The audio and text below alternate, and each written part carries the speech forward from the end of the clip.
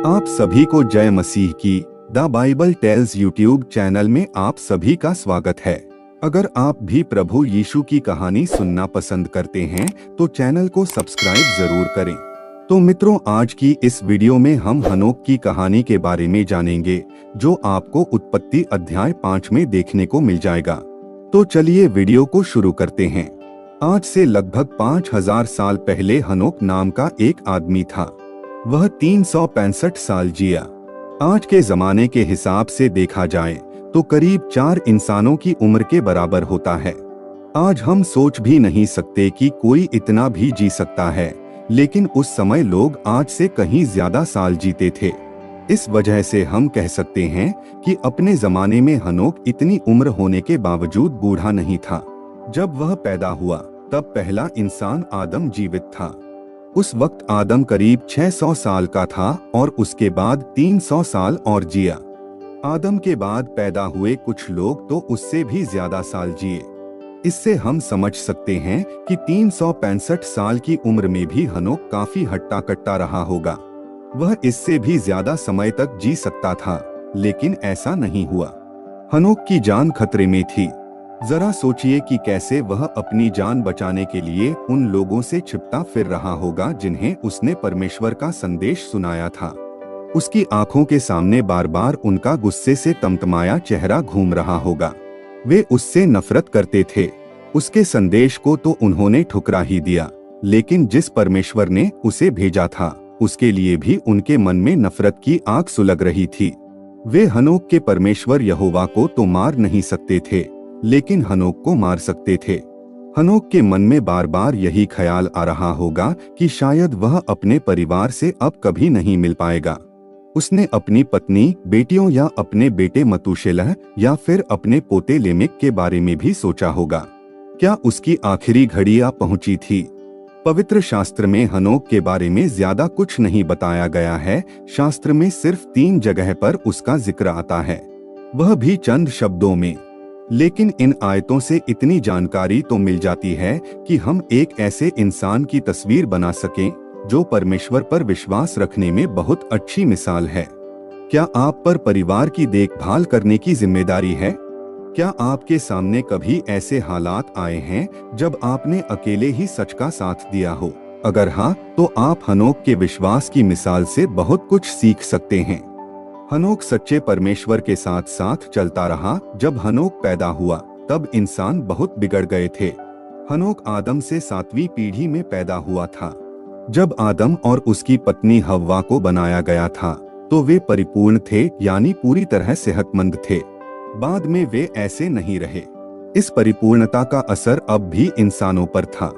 इस वजह से इंसान अब भी लंबी उम्र जी रहे थे, मगर नैतिक तौर पर वे पूरी तरह गिर चुके थे और परमेश्वर की आज्ञाएं नहीं मानते थे। हर जगह मारधाड़, खून खराबा हो रहा था। यह सिलसिला तो आदम की दूसरी पीढ़ी कैन के जमाने से ही शुरू हो गया, जब उसने अपने भाई हाबिल को मार डाला था। कैन के बाद की पीढ़ियों में से एक आदमी तो कैन से भी ज्यादा क्रूर था और उसे अपने इस स्वभाव पर बहुत घमंड था।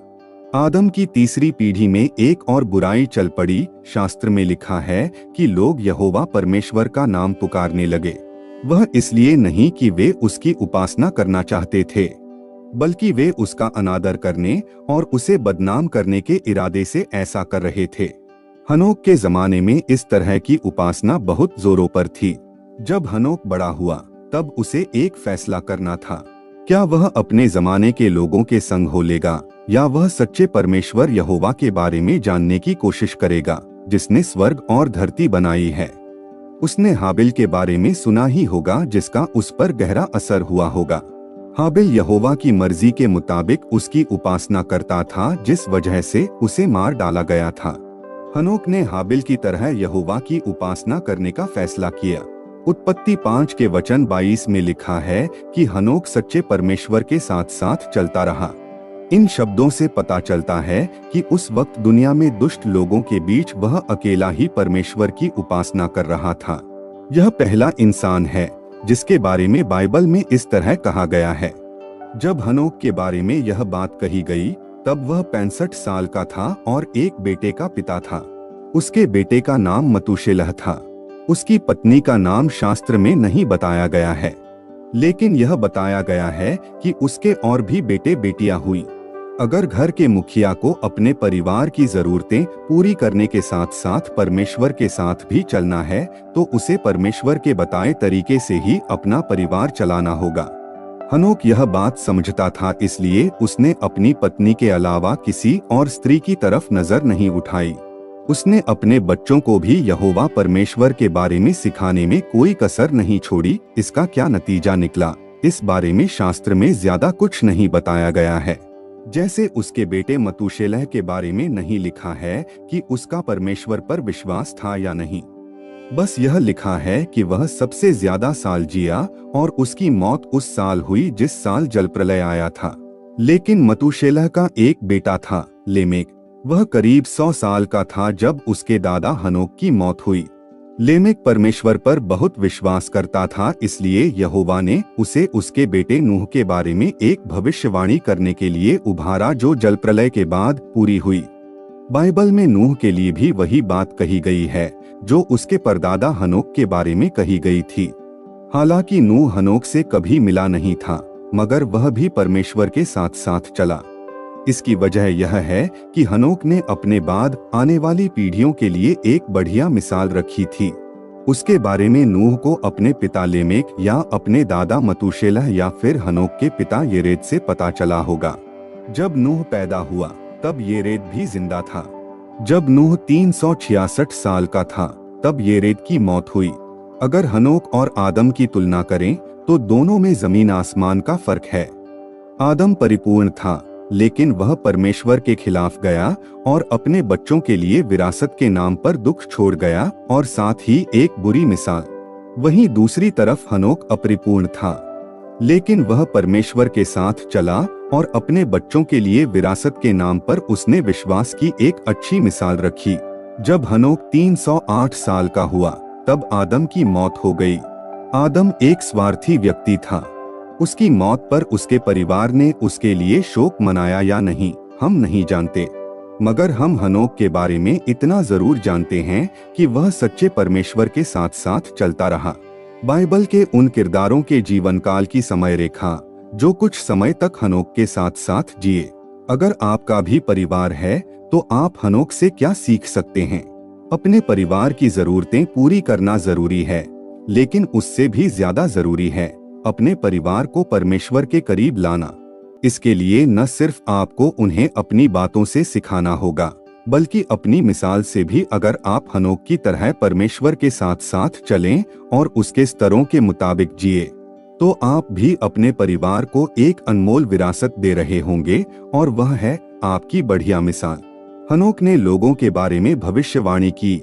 हनोक को शायद कई बार लगा हो कि वह अकेला है, क्योंकि उस वक्त पूरी दुनिया में सिर्फ वही परमेश्वर पर विश्वास करता था। लेकिन यहोवा परमेश्वर ने उस पर ध्यान दिया। उसने एक दिन अपने इस वफादार सेवक से बात की। उसने हनोक से कहा कि वह लोगों को उसकी तरफ से संदेश दे। इस तरह परमेश्वर ने हनोक को अपना भविष्यवक्ता बनाया। वह पहला भविष्यवक्ता है जिसका संदेश बाइबल में लिखा है। यह बात हमें यीशु के भाई यहूदा की लिखी चिट्ठी से पता चलती है, जिसे हनोक के कई सदियों बाद लिखा गया। इस चिट्ठी में यहूदा ने हनोक की भविष्यवाणी का जिक्र किया। हनोक ने क्या भविष्यवाणी की थी? उसने कहा, देखो, यहोवा अपने लाखों पवित्र स्वर्गदूतों के साथ आया है ताकि उन सबको सजा दे और उन सब भक्तिहीन लोगों को उन भक्तिहीन कामों के लिए दोषी ठहराए जो उन्होंने परमेश्वर के खिलाफ जाकर किए थे, और उन सभी घिनौनी बातों के लिए जो उन पापियों ने उसके खिलाफ कही थीं। उन्हें सजा दे। जिस तरह हनोक ने यह बात कही, उससे लगता है मानो यहोवा ने वह काम शुरू कर दिया है जिसकी भविष्यवाणी की जा रही है। वह इसलिए कि जो बात कही जा रही है उसका पूरा होना इतना पक्का है कि उसे ऐसे बताया गया है मानो वह पूरी होने लगी है। हनोक ने बिना डरे दुष्ट लोगों को परमेश्वर का संदेश सुनाया। लोगों को परमेश्वर की तरफ से यह चेतावनी देना हनोक के लिए कैसा रहा होगा। गौर कीजिए कि उसने उस जमाने के लोगों और उनके कामों के बारे में बताते वक्त कैसे शब्द इस्तेमाल किए। भक्तिहीन लोगों, पापियों, भक्तिहीन कामों और काम जो उन्होंने परमेश्वर के खिलाफ जाकर किए थे। इस भविष्यवाणी से लोगों को यह एहसास कराया गया कि आदम और हव्वा के जमाने से अब तक उन्होंने जो दुनिया बसाई थी वह पूरी तरह भ्रष्ट है। जब यहोवा अपने लाखों पवित्र स्वर्गदूतों के साथ दुनिया का नाश करने आएगा तो तबाही मच जाएगी। हनोक ने बिना डरे लोगों को परमेश्वर का यह जबरदस्त संदेश सुनाया, वह भी अकेले। उसके पोते लेमेक ने देखा होगा कि किस तरह उसके दादा हिम्मत से लोगों को यह चेतावनी दे रहे हैं। उस वक्त उसके मन में अपने दादा के लिए इज्जत और भी बढ़ गई होगी। हनोक को परमेश्वर पर जो विश्वास था उससे हम क्या सीख सकते हैं? हम खुद से पूछ सकते हैं कि क्या हम भी इस दुनिया को उसी नजर से देखते हैं जैसे परमेश्वर देखता है। हनोक ने जिस न्याय का ऐलान किया था वैसा ही न्याय आज भी होने वाला है। हनोक ने हिम्मत से लोगों को बताया था कि परमेश्वर उस वक्त की दुष्ट दुनिया का नाश करेगा और ठीक वही हुआ। यहोवा ने नूह के समय में जल प्रलय लाकर भक्तिहीन लोगों को नाश किया। यह नाश आगे होने वाले उससे भी बड़े विनाश का एक नमूना था। बीते जमाने की तरह हमारे समय में भी यहोवा अपने लाखों पवित्र स्वर्गदूतों के साथ भक्तिहीन लोगों का नाश करेगा। हम में से हरेक को हनोक की चेतावनी पर ध्यान देना चाहिए और लोगों को इस बारे में बताना चाहिए। हो सकता है हमारे परिवार के सदस्यों और दोस्तों की सोच हमारी तरह न हो, शायद हमें कई बार लगे कि हम अकेले हैं। ऐसे में हम याद रख सकते हैं कि यहोवा ने हनोक का साथ कभी नहीं छोड़ा और न ही वह आज अपने वफादार सेवकों का साथ छोड़ेगा। दूसरी जगह पहुंचा दिया गया ताकि वह मौत का मुंह न देखे। लेकिन अब बात आती है कि हनोक की मौत कैसे हुई। तो आपको हम बता दें कि जैसे शास्त्र में उसकी जिंदगी के बारे में ज्यादा कुछ नहीं लिखा है, वैसे ही उसकी मौत के बारे में भी ज्यादा कुछ नहीं बताया गया है। उत्पत्ति की किताब में बस इतना लिखा है, हनोक सच्चे परमेश्वर के साथ साथ चलता रहा। इसके बाद वह नहीं रहा क्योंकि परमेश्वर ने उसे ले लिया। परमेश्वर ने उसे किस मायने में ले लिया? इन शब्दों के लिखे जाने के सालों बाद पौलुस नाम के एक व्यक्ति ने शास्त्र में लिखा, विश्वास की वजह से ही हनोक दूसरी जगह पहुंचा दिया गया ताकि वह मौत का मुंह न देखे, और वह कहीं नहीं पाया गया क्योंकि परमेश्वर ने उसे दूसरी जगह पहुंचा दिया था। मगर उसके जाने से पहले उसे यह गवाही दी गई कि उसने परमेश्वर को खुश किया है। इन शब्दों का क्या मतलब है कि हनोक दूसरी जगह पहुंचा दिया गया ताकि वह मौत का मुंह न देखे? बाइबल के कुछ अनुवादों में कहा गया है कि परमेश्वर हनोक को स्वर्ग ले गया, लेकिन ऐसा नहीं हो सकता क्योंकि शास्त्र में साफ बताया गया है कि यीशु मसीह ही वह पहला इंसान था जिसकी मौत होने पर उसे स्वर्ग में जीवन दिया गया। फिर किस मायने में हनोक दूसरी जगह पहुंचा दिया गया ताकि वह मौत का मुंह न देखे? यहोवा ने हनोक को शायद इस तरह मौत की नींद सुला दिया ताकि दुश्मनों के हाथों उसकी दर्दनाक मौत न हो। लेकिन उससे पहले हनोक को गवाही दी गई कि उसने परमेश्वर को खुश किया है। हो सकता है कि अपनी मौत से ठीक पहले हनोक को परमेश्वर की तरफ से एक दर्शन मिला हो जिसमें यह धरती एक खूबसूरत बगीचे जैसी दिख रही थी। इस तरह हनोक को भविष्य की एक झलक दिखाकर परमेश्वर ने जाहिर किया कि वह हनोक की सेवा से खुश था। इसके बाद हनोक मौत की नींद सो गया। पौलुस ने हनोक और परमेश्वर से प्यार करने वाले कुछ और स्त्री पुरुषों के बारे में लिखा, ये सभी लोग विश्वास रखते हुए मर गए। इस घटना के बाद हनोक के दुश्मनों ने उसके शरीर को ढूंढा होगा, लेकिन वह कहीं नहीं पाया गया। यहोवा ने उसका शरीर गायब कर दिया ताकि लोग उसका अनादर न कर पाए या उसे पूजने न लगें। शास्त्र में लिखी इन बातों को ध्यान में रखते हुए हम कल्पना कर सकते हैं कि हनोक की जिंदगी का अंत किस तरह हुआ होगा। हम दावे के साथ तो नहीं कह सकते कि हनोक की मौत ठीक किस तरह हुई, लेकिन शायद कुछ ऐसा हुआ हो। हनोक ने परमेश्वर के न्याय का जो संदेश सुनाया, उस वजह से कुछ लोग आग बबूला हो गए हैं और उसकी जान लेना चाहते हैं। हनोक अपनी जान बचाकर भाग रहा है और बहुत थक गया है। तभी उसे छिपने के लिए जगह दिखाई देती है, मगर वह जानता है कि वह वहां ज्यादा देर छिप नहीं पाएगा क्योंकि दुश्मन किसी भी पल आकर उसकी जान ले सकते हैं। जब वह रुकता है तो वह परमेश्वर से प्रार्थना करता है, फिर उसे बहुत सुकून मिलता है। परमेश्वर उसे एक दर्शन दिखाता है। दर्शन इतना असल है कि मानो हनोक खुद वहां पर मौजूद हो। हनोक एक गुफा में छिपा हुआ है। और उसके दुश्मन पास से गुजर रहे हैं। जब परमेश्वर ने हनोक को ले लिया तब दुश्मन उसकी जान के पीछे पड़े थे। सोचिए कि हनोक के सामने ऐसी दुनिया का दृश्य है जो उसकी दुनिया से बिल्कुल अलग है। यह बहुत खूबसूरत है, ठीक जैसे अदन नाम का बाग था जिसे परमेश्वर ने लगाया था। लेकिन जैसे अदन बाग में स्वर्गदूत पहरा देते थे और किसी इंसान को अंदर नहीं जाने देते थे, वैसा यहाँ कुछ नहीं था। हनोक को बहुत से लोग दिखाई दे रहे हैं। स्त्री पुरुष सभी सेहतमंद हैं, सभी जवान हैं। उनके बीच शांति है। कोई किसी से नफरत नहीं करता, न ही धर्म की वजह से किसी पर जुल्म ढाया जा रहा है जैसे हनोक के समय में हो रहा था। हनोक को यकीन हो जाता है कि यहोवा उससे प्यार करता है और उससे खुश है। उसे यह भी भरोसा है कि उसे ऐसे ही माहौल में जीने के लिए बनाया गया है और एक दिन यहीं उसका घर होगा। यह सब देखकर उसे बहुत सुकून मिलता है और वह अपनी आंखें बंद कर लेता है। फिर वह गहरी नींद में सो जाता है। हनोक आज भी मौत की गहरी नींद में सो रहा है, लेकिन वह यहोवा परमेश्वर की याद में महफूज है। बाद में जैसे यीशु ने वादा किया, वह दिन आने वाला है जब यहोवा की याद में बसे सभी लोग यीशु की आवाज सुनेंगे और जी उठेंगे। जब वे अपनी आंखें खोलेंगे तो खुद को एक खूबसूरत और शांति भरी दुनिया में पाएंगे। क्या आप भी ऐसी दुनिया में जीना चाहते हैं? आप वहां हनोक से भी मिल पाएंगे। सोचिए कि हम उससे कितनी सारी अच्छी बातें सीख पाएंगे।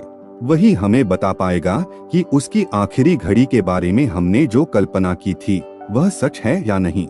लेकिन आज भी हम उससे एक बात सीख सकते हैं जो और भी जरूरी है। हनोक के बारे में बताने के बाद पौलुस ने कहा, विश्वास के बिना परमेश्वर को खुश करना नामुमकिन है। हनोक का परमेश्वर पर जो विश्वास था और उसने जिस तरह हिम्मत से काम लिया, वह हमारे लिए क्या ही बढ़िया मिसाल है। तो मित्रों, आज के लिए बस इतना ही।